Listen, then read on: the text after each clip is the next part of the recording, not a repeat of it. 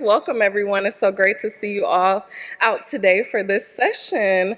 And I have the pleasure of serving as the chairperson. And so, in that role, what I'll be doing is sharing a few of the frameworks and theories that will guide the presentations that we'll have from Drs. Gomez and Tang today. And so this is the agenda, how we'll flow through everything. So again, I'll provide an overview. Then we'll have Dr. Jennifer Gomez talk about Black women and girls, sexual abuse and healing. And then Dr. Tang will close us out talking about relational cultural therapy with Asian Americans moving towards liberation. And then we'll have some time to have some engaging discussion, which I'm looking forward to.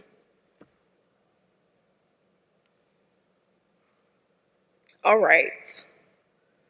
So the first theory that I want to orient us to is cultural betrayal trauma theory. This is a Black feminist, critical race, empirically testable theory that really helps us to contextualize people's experiences of trauma. And so I'll walk you through the graphic that's on the screen now. So we have societal trauma, which includes racism, sexism, marginalization, microaggressions, and all forms of oppression. And because of these traumatic experiences, people who belong to the same marginalized group often developed what we've called intracultural trust, to buffer against the racism. So it's the idea that we're in this together, is the shared assumption that we won't do any harm to each other. And so the problem happens, the breakdown happens when within group violence happens, it violates that intracultural trust. And it is a cultural betrayal. And so CBTT predicts unique abuse outcomes such as PTSD, dissociation, and it also predicts certain cultural outcomes such as maybe internalized prejudice or de-identification with this particular group that you belong to. And so at its core, what cultural betrayal is it's physical, sexual, or psychological abuse where the victim and the perpetrator shares marginalized identities. And so an example of this is in 1991, when Anita Hill was being sworn in to testify to be confirmed Supreme Court Justice Clarence Thomas about the sexual harassment.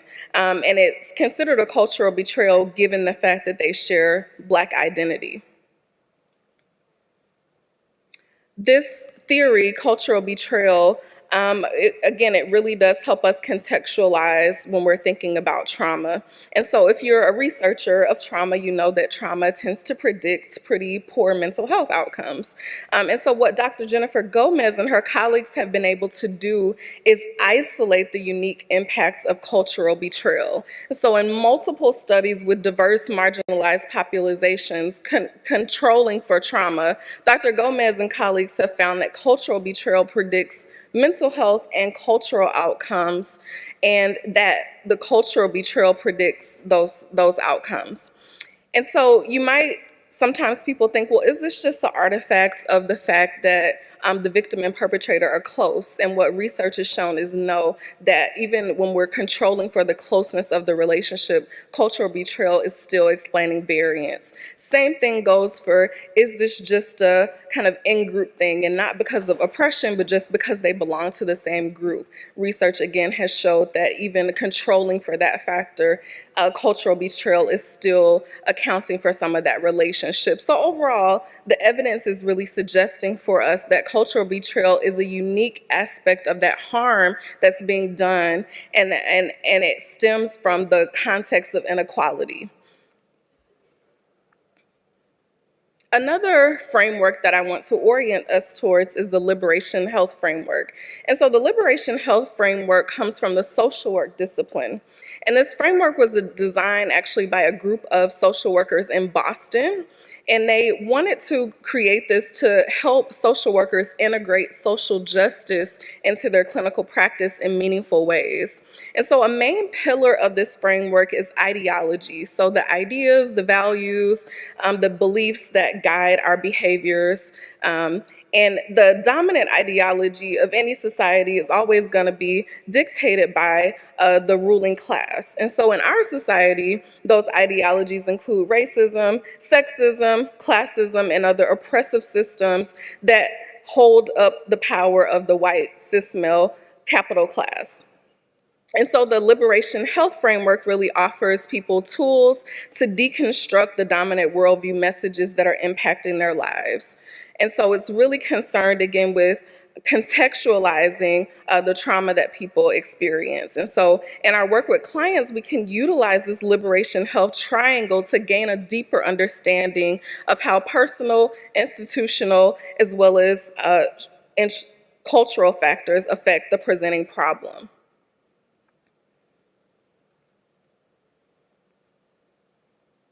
And so the last theory that I want to orient us to before I invite Dr. Gomez up is relational cultural therapy. And so with relational cultural therapy, it's a theoretical orientation that privileges the relationship, it privileges connection, it also privileges shared power between the client and the therapist. And it's all oriented towards fostering growth in our clients. And so a main assumption when it comes to relational cultural therapy is that experiencing isolation, shame, oppression, microaggressions, they are relational violations and traumas that are at the core of human suffering, at the core of disconnection, and also at the core of a sense of isolation. And so in RCT, the idea is that healing happens through connection. And so healing takes place in the context of a mutually empathetic, growth-fostering relationship where power is shared between the client and the therapist. And so the RCT therapist is really concerned with helping clients experience a sense of relational efficacy. And so the therapist seeks to be emotionally present to facilitate this. They seek to be attuned, to be authentic, and to work within connection and disconnection that happens in that relationship. And the relational wins in the therapeutic relationships help clients grow. And the goal of this really is to help clients get to a place where they feel confident they have that relational efficacy and they feel secure in going into relationships outside of the therapeutic relationship. And they feel a sense of confidence. They feel like they know themselves, and they feel like they can show up as their full selves in those relationships because they've had success in the therapeutic relationship.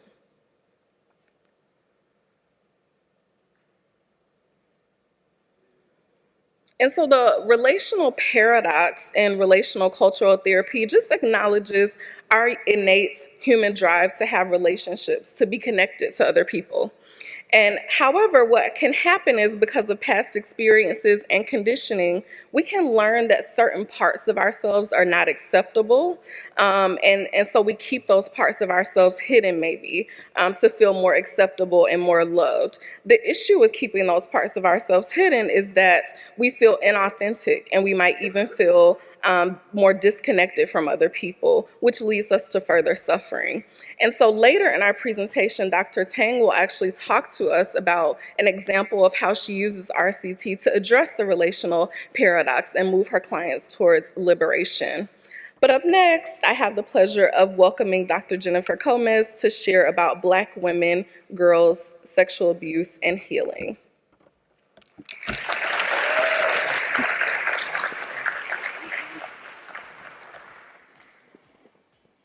Hello, everyone. Let me get oriented to our lovely clicker. So wonderful to have so many of you here. I'm Jennifer Gomez, as was mentioned, and I'm going to be talking about Black women, girls, and sexual abuse. And specifically, Liberation Health will be kind of floating in the background, but I'll take us through an example of kind of a relational, cultural kind of healing lens. Just a bit. But before that, I wanted to point you to some resources should this be of interest to you. And so for clinicians in particular, phenomenal books for relational cultural therapy would be Miller and Stivers on the Healing Connection that we saw with Dr. Gobin's presentation. For Liberation Health Framework, the Social Justice and Clinical Practice would be awesome. Dr. Tong is going to talk to us about her book and her work a little later on with Asian American psychology and psychotherapy. And then obviously Laura Brown's landmark, Beyond the Flashback, Cultural Competence and Trauma Therapy, published by APA. Also lots of resources for clients and other folks. A couple from our brilliant, fearless APA president, Dr. Tama Bryant, Thriving in the Wake of Trauma and Homecoming. I have a couple books from Dr. Gobin, who lives a very leisurely life, just sits around writing lots of books. So we have the Self-Care Prescription and the Doing My Work Journal, as well as a book co-authored by Dr. Morlobin and Dr. Gobin, Black Women's Guide to Overcoming Domestic Violence, and then Dr. Jenny Wong's Permission to Come Home and Reclaiming Mental Health in Asian Americans. So we have those for your reading pleasure. And perhaps my book will be a resource to you as well. We will have to see. So the book that I wrote that was just published by APA last month centers Black women and girls and our experiences of sexual abuse. And so we know from research from myself and others that the rates of sexual abuse and sexual harassment included both is like 80% for college women we found. Sexual abuse and trafficking, about 1 in 3. These are exceedingly high rates, yes? And so psychology's response tends to be individual therapy. You're telling me about people who are suffering, we can do therapy and all will be right as rain. But then we come back and we say, oh, there's like other stuff going on, right? There's like this racism stuff happening. There's this intersectional oppression stuff of like this racism and sexism, homophobia, etc. thing happening. There's this cultural betrayal, sexual trauma. So as if sexual abuse wasn't bad enough, you have this cultural betrayal harms that happened within the marginalized group that you need because of this crazy racism that is still here. And then you have this intercultural pressure. This is the key problems in-house. This is R. Kelly can be sexually abusing Black girls for 25 years. Everybody knew it, at least in the dominant African-American community. This was never not known since I was a child in the 90s. But if you spoke about it, violent silencing through things like death threats from Black people. Or Tarana Burke, the founder of the Me Too movement, getting death threats from white people. Horrible, but to be expected. Sorry, white people, some of you all are violent and give death threats. But also from Black men. Yes, violent silencing. Then the answer from psychology is culturally competent trauma therapy. See what I did there? Because there's a culture, so we have cultural competency, and then we have trauma-informed care. What I do with the book is align with many other people who have said there has to be more, right? Yes, individual healing is important, and yes, therapy can be helpful with that. But also there's an interpersonal harm here. There's a community level harm here with cultural betrayal. So there needs to be healing that happens through that. And then heaven help us all, there needs to be structural healing. So it becomes no longer acceptable to discriminate or sexually abuse Black women and girls. Like we could live in a world like that. And so what I do with the book is kind of take us through an odyssey of all these different things. And so the first half of the book is the basic research. Everything's terrible all the time, and here's how, is what it is. So the opening chapter is your introduction, your scope. Then there's the racism and intersectional oppression chapter. Then there's the sexual abuse in the Black community, the rape problem as seen in the Black community, being predominantly white women's false accusations against Black men and boys, and not these extremely high rates of sexual abuse against Black women and girls, and their perpetrators are more likely to be Black males. Then we go into the research from myself and my colleagues over the past 10 years with cultural betrayal, trauma theory, framework, evidence, future directions. And then we say, okay, what can we actually do with that? Well, what can we do? Culturally competent trauma therapy is one, and go through trauma-informed care, what that looks like, what's individual cultural competency, structural cultural competency, the importance of those, detailing relational cultural therapy, the liberation health framework, and clinical case examples. And also, just between us, questioning if the medical model is even appropriate. Is it true, or is it just a cultural belief? And even if it's true for some, is it appropriate? Or is it just pathologizing and localizing the pathology, the distress, the harm on the Black woman and girl, and not on all of these different systems that we saw from the figure? Then thank you very much. Then radical healing in the Black community. And so outside of 4 therapy walls, even if white supremacy didn't dominate psychological therapy, we should also be able to heal outside, right, of therapy anyhow. And that's the excerpt I'm going to pull from, is from the radical healing chapter. And then the last chapter to make the entire book obsolete, which is, if the world were perfectly peaceful and perfectly equitable, what would that be like? And how do we actually get there? So instead of just mitigating, taking us through in ways that perpetuate the status quo, if this was a different world, what would that be like? And what are some steps that we can take to get there? What I'm going to focus on, like I said in Radical Healing chapter, is this concept of free writing. And I'm going to take us through an example with Nakia and how she gets this relational healing through free writing. So free writing is simply unfiltered writing without specified structure or rules. And so the goals lie in the understanding derived from the process as opposed to the outcome of the text itself. And so for our purposes, a timer like for 45 minutes or an external marker like having a movie on in the background can provide the amount of time. And you start with a prompt like what is free to me, taken from Nina Simone, and then you write. And you don't write for anyone else's mind or comprehension, and you don't write with an external gaze judging your work, like, am I making sense right now? Like, you just write for the process of thinking, feeling, and learning about yourself. And in that way, there are answers and healing implicit in the act of the writing, and not just any epiphanies that might come after that. So Nakia is a Black woman in her late 30s who experienced both high betrayal, coming from Jennifer Fried, so trauma by a close other person, high betrayal, and then cultural betrayal, another Black person, throughout her life. So her father, who was also Black, sexually abused her in early childhood. Her high school boyfriend raped her multiple times, and a coworker and friend at her first job attempted to rape her. All the perpetrators were Black males whom she needed and trusted. So I'll take us through this example here from Nakia. So Nakia's processing her father sexually abusing her for years in childhood. And a question that keeps echoing in her head is, why did my daddy rape me all those times? And like Nakia, many will never receive an answer at all, much less from her father or from anyone else, right? And in fact, some fathers may provide a manipulative DARVO, this coming also from Jennifer Fried. So DARVO stands for deny, attack, reverse victim, and offender. So deny, father would say, I didn't abuse you. Attack, father could say, you're mentally unwell, your memories are telling you something that is untrue. And then reverse victim and offender could be, how could you do this to me when I love you so much? Deny I didn't do it, attack you're crazy, reverse victim and offender, you're wrong for bringing this up to me. And so with that, how do we get to this relational healing place when father probably isn't in the place to participate in any way that's appropriate? And so this is another example where free writing can help.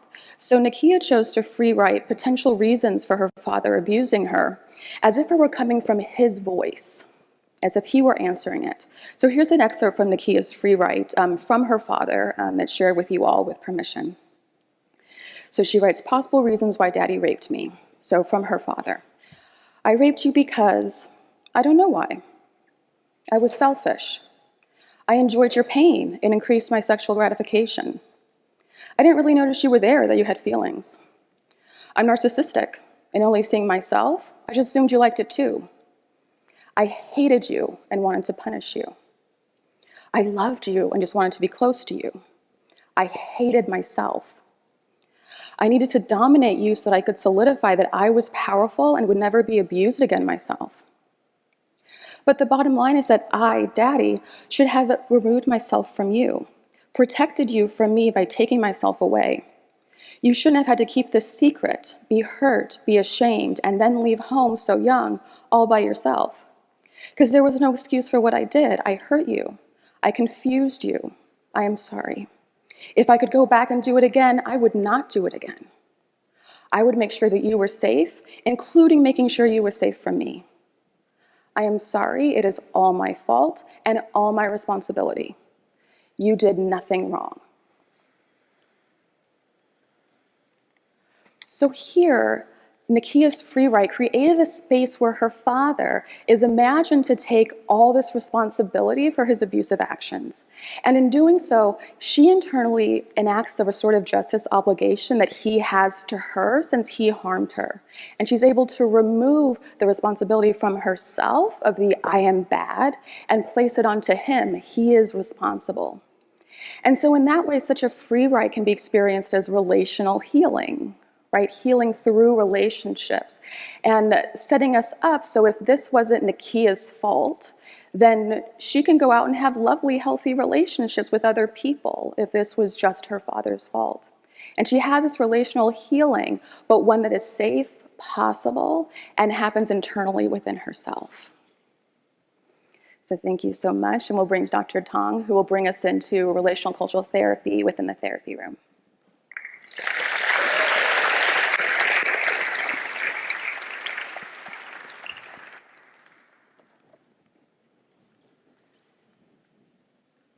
Hi, I'm Xin Tong, and let's get to the next slide. There we go. All right, so as Dr. Gomez mentioned, I'm going to be talking about how to address cultural betrayal trauma with Asian Americans in the therapy room, in particular using relational cultural therapy to help avoid recreating a dynamic of oppression that Asian Americans often experience in their everyday lives, and instead promote that movement towards liberation. And I'll present a couple of cases from my new book, Asian American Psychology and Psychotherapy. And yeah, it's the season of new books.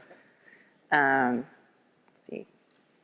All right, so that the liberation triangle that Dr. Gobin introduced is a really great tool for conceptualizing Asian American experiences with institutional betrayal trauma, having been one of those in the United States for the last couple centuries, and sometimes also from their countries of origin, perhaps due to colonialism, which has set the stage for this tidal wave that we all know of anti-Asian hate crime that has occurred, and this data is from Stop AAPI Hate, so I appreciate that. And furthermore, many Asian American immigrants have experienced historical trauma from their countries of origin, such as war, famine, poverty, and genocide. And then that gets passed on to their descendants through intergenerational trauma. However, despite anti-Asian racism receiving more attention in the last few years in the media and now in psychology research, for the most part, betrayal trauma and Asian American trauma in general has been largely ignored. So, there's this false narrative in research that it's rare in psychology, and I go to great lengths in my book to show otherwise in doing a really detailed research review. And I ask you, maybe, like not right now, but later, Google ACEs and Asian Americans, and you'll find hit after hit of that it hardly ever happens, that it's lower than rates of whites, and that's just not true. Quality epidemiological studies actually show that cultural betrayal trauma is rampant among Asian American communities, unfortunately, and that there are high rates of all sorts of child sexual abuse, physical abuse, emotional abuse, and neglect at rates at least as high or higher than the general population, and with LGBTQIA Asian Americans at even higher risk. So all of these factors, the cultural, individual, the historical, compound that silencing of Asian American lived experiences that lead to what Lorenz and Watkins have called silence knowings. And to quote them, these silence knowings are the understandings that we each carry within ourselves that take refuge in silence as it feels dangerous to speak them to ourselves and to others.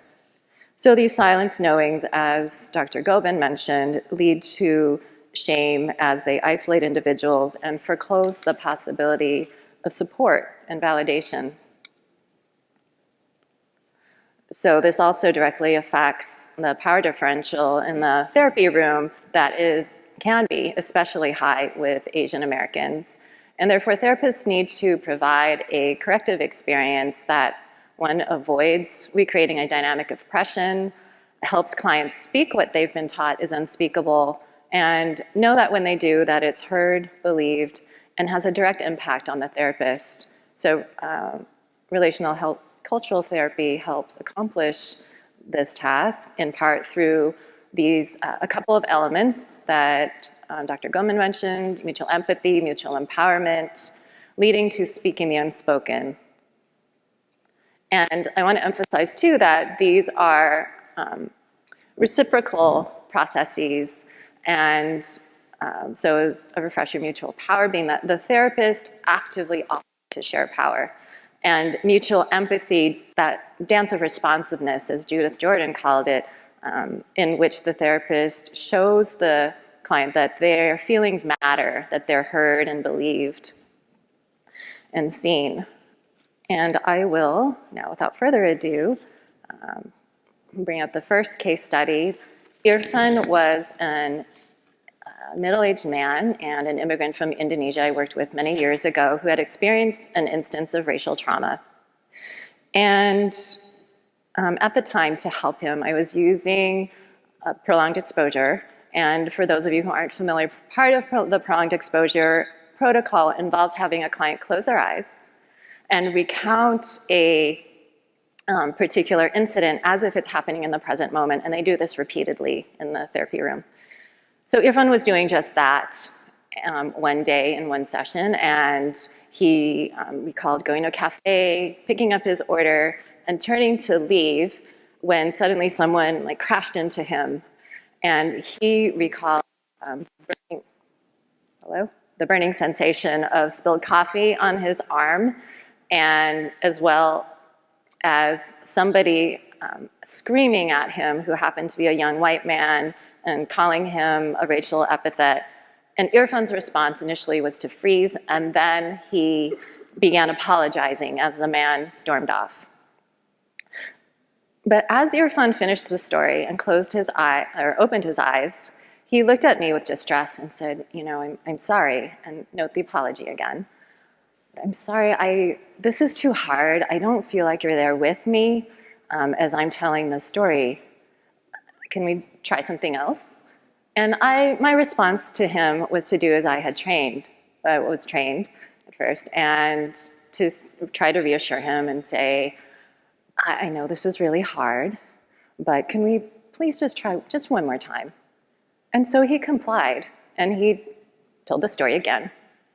But then he opened his eyes again, and in even more distress said, this is just too hard for me. I really can't go on. Can we please stop? And so I realized at this point that we actually did need to do something different. When in the past I might have pushed clients to move forward, this time for some reason, I'm grateful that I allowed that element of mutual empathy to come forth and to influence our work together. His feelings moved me to do that. And in order to demonstrate that, I introduced what technically we call the mutual power sharing, the active sharing of power so that we could co-determine the course of therapy together. So I want to note that there is some fear among some people that if you aren't continuing to push your client to confront their traumas, that they're going to be stuck in this cycle of avoidance and PTSD. However, the opposite actually occurred when Irfan was offered a sense of connection through that mutual power and mutual empathy. So he was,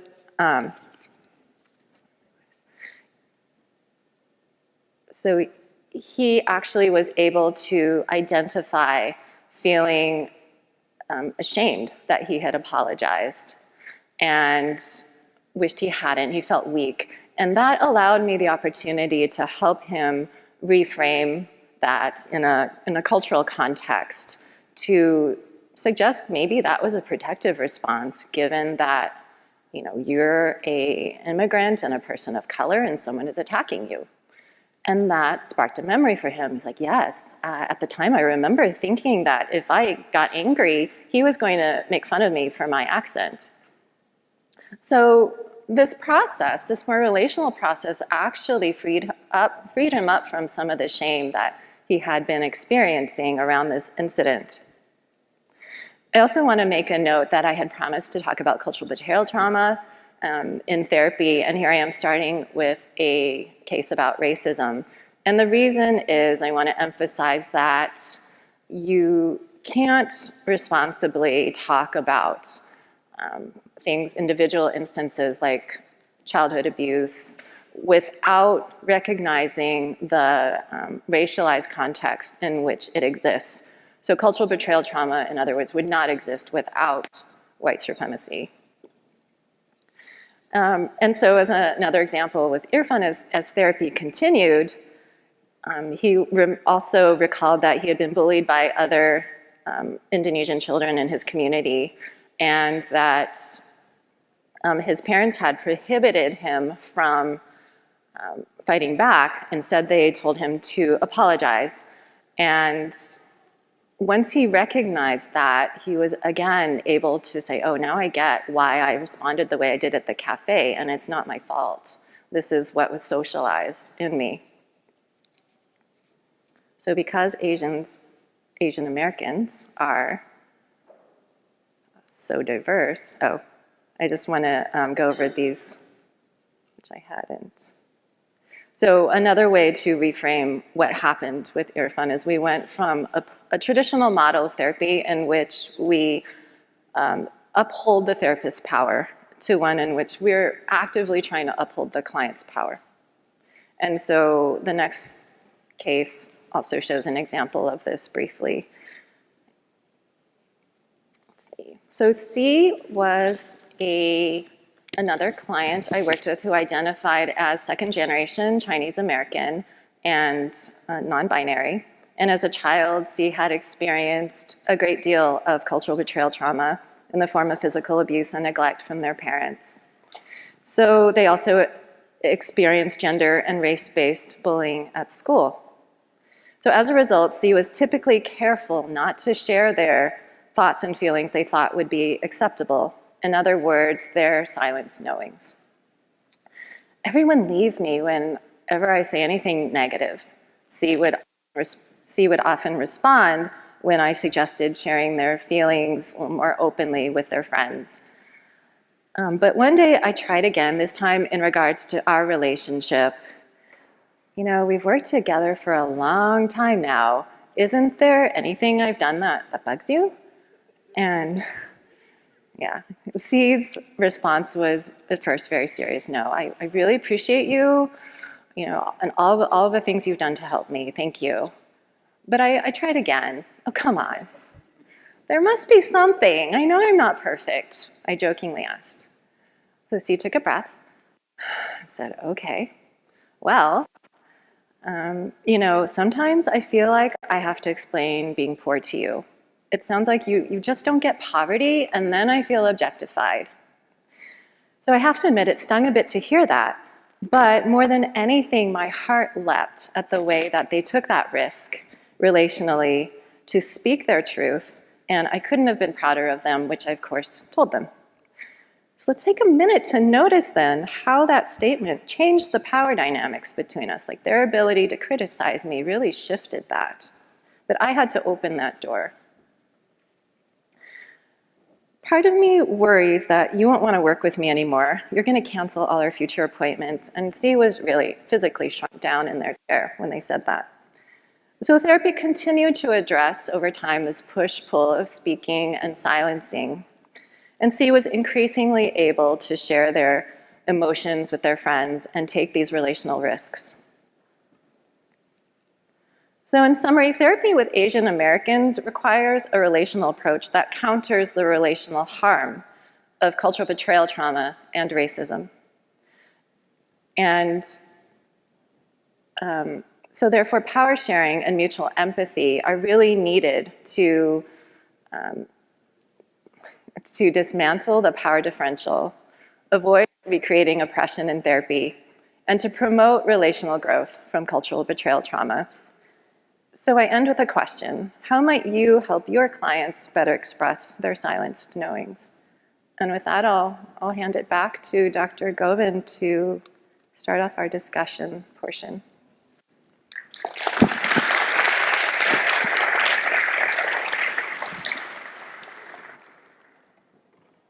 All right, we're excited to receive any questions that may be out there regarding what's been shared today. Yes. Hi.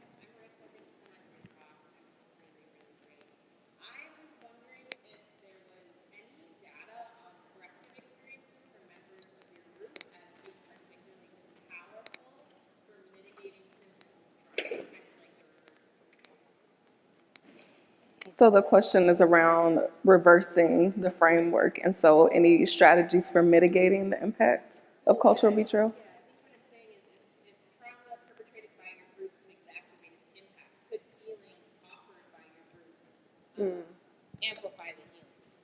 Yeah. Is there data on that? Thank you. Thank you. Yeah, so I'm not familiar with data on it, but it's on my list of things to do. So if we go back to in our minds, to the figure and the interpersonal healing part, one thing that was up there was emotional emancipation inspired circles. So the Association of Black Psychologists does these emotional emancipation circles when police kill yet another Black person. They'll come to a community and kind of how can we combat white supremacy and re-self-define ourselves and so on. And I've thought a lot about, can we do that in the community in whatever different ways, like kind of use this intercultural trust and this solidarity so it becomes not this rape was a Black thing that happened, this was a violent thing that happened, and I can heal through that with this emotional relational connection with other Black people. And so I think it's theoretically sound. And give me a second and I'll test it or have other interventionists who will test it to see about that. And actually Dr. Govind and myself have a qualitative paper, I don't know if you want to speak on that, of the participants, the Black women who spoke about the need for community healing. Oh. I guess I'll keep going. So we had a whole quantitative survey where we did all of our fancy questionnaires and everything else that we always do. At the very end, we said, this is cultural betrayal trauma theory. Here's how it's defined. What do you think about it? And we had 37 Black women survivors of cultural betrayal, sexual trauma respond. And it was the vast majority who spontaneously talked about the need for community healing and the need for a repair that goes beyond the individual and has a repair across people. And it struck me as quite different from the white feminist like carceral frame. We need to throw away the people who abuse into prisons and off of our college campuses. It was like we all need to come together and restore what was lost here and heal together. And so, yes, I think it's possible. It would be wonderful to be working with communities to see how that can manifest and how to test it. And then one last thing of what outcomes we're looking for. Because in trauma research, we look for like DSM-5 criteria outcomes. And like, what about like, I have higher self-esteem, I have more connection to my Blackness, I feel more comfortable around Black people, I don't feel hatred towards myself as a Black person. Like all of these things would be important to be measuring from like a cultural betrayal kind of frame. Can I say something? Yeah. Okay, speaking to that question, around Asian American research, I mean, not surprisingly similar, there's not the empirical data, so if you want to, maybe take that up on your next project, Jen. I'm busy, just kidding. But seriously, I mean, but a couple of things that come to mind are, in a survey I did for the book, there was a lot of people who said that ethnic match was really important to them, and there's data showing ethnic match around that's healing. And then I think of clinical examples from Asian Americans I've worked with, and me having gray hair now means that I can represent like sort of a mom figure to them. And I get that sometimes from my like university-aged clients who say, oh, this gives me a new idea or a new model for Asian American mother or Asian American parenting. Like I get to see that in you. And so in that sense, I think that is, it can be healing just because, on the other hand, just because you have an ethnic match doesn't mean it is going to be a good fit either, or that the therapist has skills for that. If you could just please stand so I can find you with the microphone.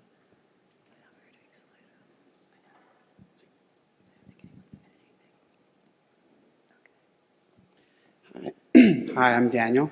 The book on relational cultural theory, I think it was published in 1998, and I was wondering if there's a newer book or like if there's an extra resource that you could point us to for kind of leaning into that. Yes, so there's, so the book, if I'm remembering right, it's published in 97. If you've read it, fantastic. If you haven't, I'm a big proponent of going back to the seminal work. So relational cultural therapy, if I'm not mistaken, starts in the 70s. And that is a resource, is one I go back constantly to. Other resources include articles that I'm aware of, like Comstock et al. 2008, about multicultural competencies in social justice therapeutic work. And relational cultural therapy. Myself and colleagues have a paper published in 2016 in the Journal of Trauma and Dissociation. It's Gomez et al. 2016, non-pathologizing approaches to betrayal trauma, and really compares and contrasts the medical model with a focus, I'm going to say this. There are no evidence-based treatments for human beings. There are no evidence-based treatments for trauma. There's evidence-based treatments for disorders. And so we compare evidence-based treatments for PTSD, like prolonged exposure, kind of processing therapy, their efficacy, dropout rates, et cetera, with this relational approach, and infuse the cultural competency within that. Since this RCT comes from a feminist place with white women. Other things that you know about Dr. Tong's book has her a whole chapter. book. Yeah. Yeah, sorry. Thanks. There's my book. I actually hadn't thought of that myself. But yes, there is my book that has components of is based on a liberation and relational healing model. And I also think of Maureen Walker's book. She's a great writer, and she was also one of the instrumental developers of relational cultural theory. And I believe it was called When Getting Along Is Not Enough. So it's a good one. Yeah.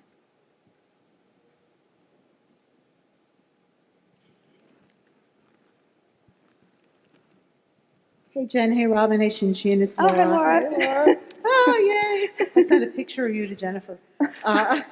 So in terms of cultural betrayal, and I'm thinking from within the Jewish community, I was raised with, we don't do this. We don't engage in violence against each other, when of course we do. In fact, it's in my family line. So I'm curious if you see that projecting outward, which is, this is a white people problem, or in our case, this is a not Jewish people. I'm not going to use the pejorative term. And when that shows up, I know how I ended up dealing with it when I listened to my first Jewish incest survivor many, many years ago, and went numb and dissociated, and then thought, Laura, sit there, listen, this is, part of what you do as a feminist therapist. But curious about what you're seeing in your work, because you're all the generations ahead. And oh, by the way, the cultural competence book isn't being published by APA anymore. Oh. It's on a print and demand process because the succession book is in the editor's laps at the moment. Oh. But yeah. That's good. Okay. But if you show it, just make people aware that it's very hard for APA. APA is like, we don't want to publish this anymore because it's so old. Okay. Yeah. Thanks for the update. So that was Dr. Laura Brown, for anyone who doesn't know. And these women rock, by the way. I've known them since they were little baby graduate students. Do you want to answer, or do you want me to? We can each go. We can just go. Do you want to start? Okay, so what was the question again? I can start. So the crux that I took from your question, Laura, was like, this is a white person thing, and like, and do we, yeah, this is not something that we do. And so, in my opinion, it's a huge flaw and drawback from all the work that was done in the 80s for domestic violence, 90s child sexual abuse, because it left everyone who wasn't kind of rich-centered white women left out, that this is something that they do over there and that we still don't talk about over here. Where I've seen it in the Black community, clinically and research-wise, is around sexual abuse in the family and in the Black family. And so the kind of parallel perspective is that it's white people who leave their families. It's white people who disown their parents. Black people are family-oriented. We do not do this. There can be sex trafficking happening here. There can be rape happening here, but we will stay. And so in my book, I have a section talking about that and putting on the table that leaving needs to be an option, and people can choose to take whichever option they want to take. But the option that this is a white people's issue, so we don't have it here, or if we do have it here, we don't get to discuss it. Who does that harm? It harms us, like it harms the people who are being abused, it harms our family structure. And I'm not Jewish. I can imagine with anti-Semitism being what it is, you don't want to show a bad side of being Jewish because they're already on us. Same for Black people, same for other marginalized people, I'm sure. And so we can't, I talk about this in the book a lot, that we can't let the white supremacy stop us from actually addressing problems that are here, and that we can still be Black, we can still be Jewish, we can still be Asian, we can still be these things that we love, and we can still say, and the violence is happening, and then we can stop it. Yeah, absolutely. You know, naming is so important, and at the same time, it's risky. So I commend Dr. Gomez for her work on cultural betrayal trauma, because it is risky to talk about this. It's risky to write a book about this. And a lot of what you said about African American community, it goes for the Asian American community. We don't talk about this, and it is a white people problem, and we don't leave our families no matter what. So that part is true. I think maybe the one thing that is a little bit different is we don't even acknowledge that sexual abuse occurs at all. It's like non-existent. And you'll even find, some Asian American scholars who say that, which I talk about in the book. So I understand the desire not to have it in our communities, and yet it's there. And my clients, talk about it, and that was a lot of what motivated me to write about it, because they exist and their voices really need to be heard. Yeah, another thing that makes me think about too is within the Black community, kind of thinking about how the criminal justice system has interacted with Black men. And so you think about a Black woman being sexually assaulted, or even a child being abused in a family context, and then thinking about that dilemma of, do we bring in the police in this situation? Do we press charges? And what does that mean about that intercultural trust, that kind of belief that we don't, bring white people in, we don't bring the police in because they've meant us harm in the past. But what is not bringing in the police, what is not pressing charges, what is not disclosing do for that person who's continuously being victimized? We have a please wrap up. Yes. On our screen. We have 1 minute. One more question? They probably want us to wrap up with closing thoughts. Yeah. I don't know. What do you Do you want to share? You all want to share closing thoughts? We have a thank you slide that didn't go up, but I'm so Yeah, I'll grateful put that that up. we got to be here, and we want to thank Division 56 for supporting this talk. And and I also wanted to thank the artist in my slides, who's Misu Bang. She's an immigrant Korean artist and a trauma survivor whose story appears in the book, and as well as her art. So grateful for that. What I'll say, So APA is horribly racist. It has an extremely long history of being horribly racist. And I submitted my book proposal for my book to APA thinking they're never going to take this because they're too racist.